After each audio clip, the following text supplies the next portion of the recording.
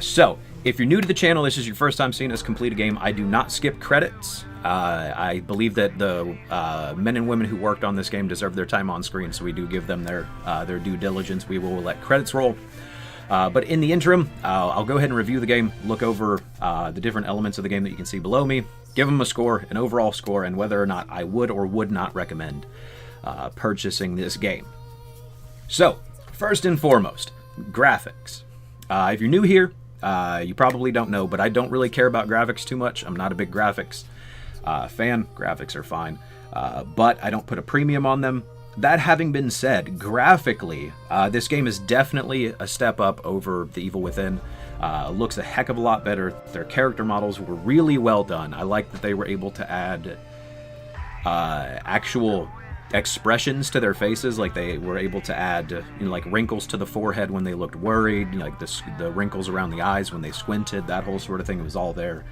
The game world was very well detailed, not highly detailed, because a lot of the game is dark until you get to the whitewash toward the end. So it doesn't need to be super heavily detailed and super heavily textured. But at no point during the game did I encounter anything that looked abhorrently bad. No broken textures, no real stretched textures, nothing too heinous. That having been said, the game is definitely not the best that I've seen, but it is really, really well done. If I had to give the game an overall graphics score, I would have to give the game an 8 out of 10. Does a really good job. It's not quite phenomenal, but it does do a really, really good job. Secondly, the gameplay. The gameplay is... the gunplay in the game is very similar to the first one, and that's not necessarily a bad thing. The gunplay in the first game was really fun. I personally really, really enjoyed it. So I have no complaints there. I liked the fact that they made the game a little bit more open world, and they added a little bit more exploratory elements to the game. I think that was a great addition. Good on Bethesda for doing that. I enjoyed the new weapon system, the fact that you have different types in in most categories. It added a little bit of a personalization to the playstyle. I like the fact that you could craft ammo and health packs and that whole sort of thing, which led to more reason to explore, to get the materials, to do the crafting. It didn't just feel lumped on. It definitely felt like it served a purpose in the game. So that was phenomenal as well. I liked the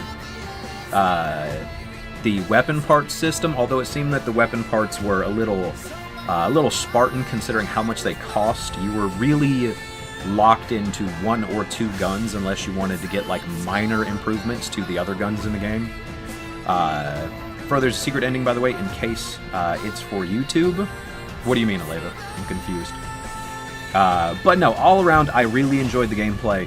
Had a fun time with it. Didn't have too many headaches with it. Aiming takes a little bit of getting used to because the enemies are significantly faster than what you would expect them to be. But all around, great stuff. Great stuff. Overall, I would have to give the gameplay solid 8. Nothing groundbreaking, nothing super innovative, but it took and improved upon previous elements, which, of course, I think is a phenomenal thing. Sound design, I personally think that they did a significantly better job with the sound design in this game than what they did in the previous one. There was a lot more atmospheric sound. There was a lot more ambient sound, and the enemies weren't just annoyingly loud. The enemies made a lot of subtle noises that definitely made you key in to their locations and that sort of thing. The guns sounded well. They actually sounded like they packed a punch, which is always a good thing. Don't like when the guns seem overly weak. The soundtrack to the game, again, I think was really, really well done. I think this was the area that they made the most improvement over The Evil Within 1, is in the sound design. But that having been said, I still feel like it was the weakest element of the game. I think that there was still a lot left on the table in terms of what they could have done to add a lot of tension to the experience. But at the end, that whole end segment after you do the final boss fight, I think that they knocked that out of the park. They nailed that. So good on them. Phenomenal stuff. No complaints there. But I would have to give it a 7.5 or 7.5 overall. It's good, but it's just not great. Again, I feel like they could have added more, maybe added a little bit of depth and complexity to the game in that area. But level design, again, I think they did a phenomenal job with the level design in this game all around. Phenomenal game. The levels were nice and varied. I like the fact that there was a reason to search every nook and cranny. Now, clearly, I still missed a whole bunch of crap in the game. So there's that. But, they give you a reason to want to explore the environments to try and get, weapon materials, weapon parts, that whole sort of thing, crafting materials, ammo, the whole nine. This game didn't have the level of verticality to the levels as what the first one did, but they combated that by making the levels much wider, much larger in their scale, which fantastic. I'm a-okay with that. The environments were really well done. They're nice and varied, which was good. You get some callbacks to the first game, which is definitely in stark contrast to the environments in this game. And the pacing of the levels was well done. It's slow in spots if you're like me and you go around and try and kill everything and then explore afterward. The pacing gets kind of slow in the levels, but all around, again, no complaints. I think they just did really, really well in that regard. Personally, I'd have to give it an 8 out of 5. One of the elements that I enjoyed a little bit more in the game was the levels, so, higher score there. Now, the story. The story, by far, is the strongest part of this game, especially when you consider the events that took place in Evil Within 1. They did a phenomenal job with the story. They knocked it out of the park.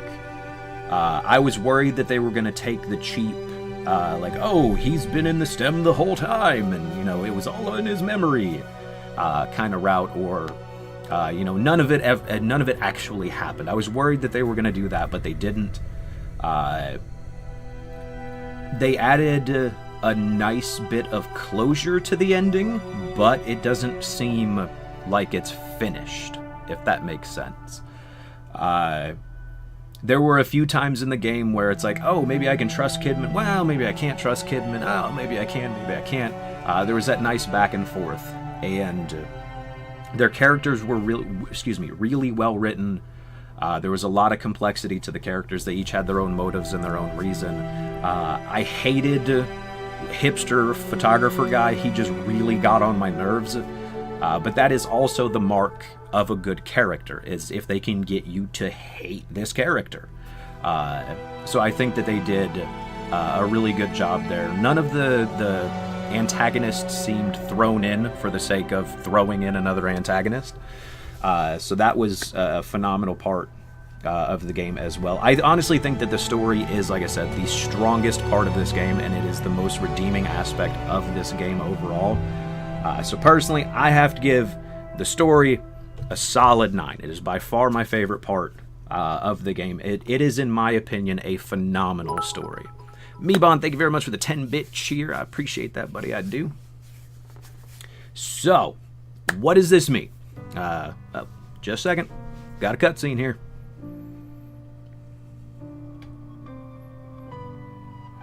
Alright, what we got going on?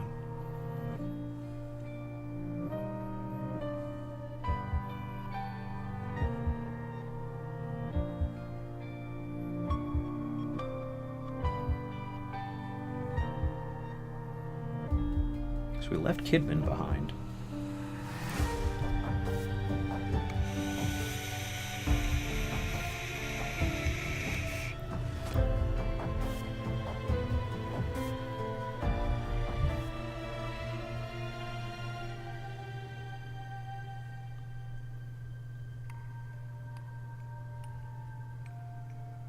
He would be such an overly protective father after everything that he went through.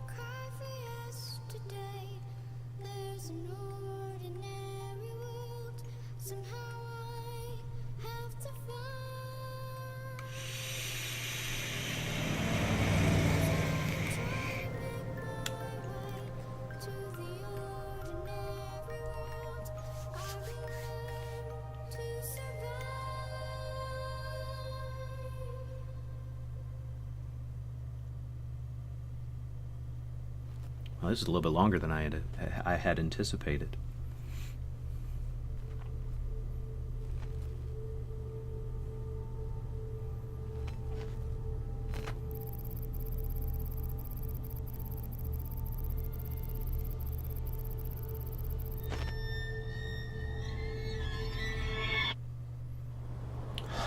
Ah, okay.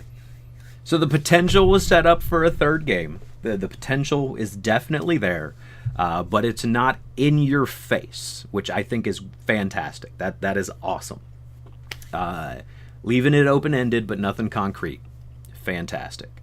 But doesn't really change my opinion of the story at all. Doesn't make me want to rate it any higher. It's a good tactic to keep people interested. Gives them the opening to do a trilogy if they want to do a trilogy.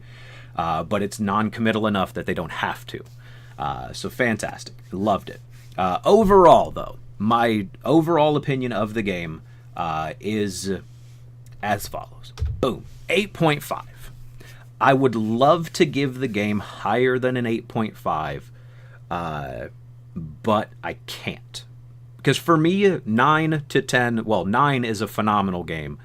10 is a perfect game. No game's going to hit 10, in my opinion, ever. There's always something to critique about a game.